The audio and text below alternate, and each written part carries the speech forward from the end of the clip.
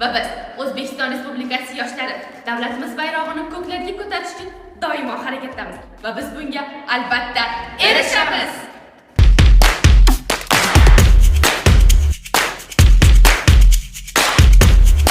O'zbekiston Respublikasi davlat bayrog'i to'q moviy rang, qizil, oq va yashil ranglardan tarkib topgan to'rtburchak matodir va bu ranglar o'zimizning milliy liboslarimizda ham aksini topadi va biz o'zbek qizlari bu uyg'unlikni butun dunyoga tanitamiz.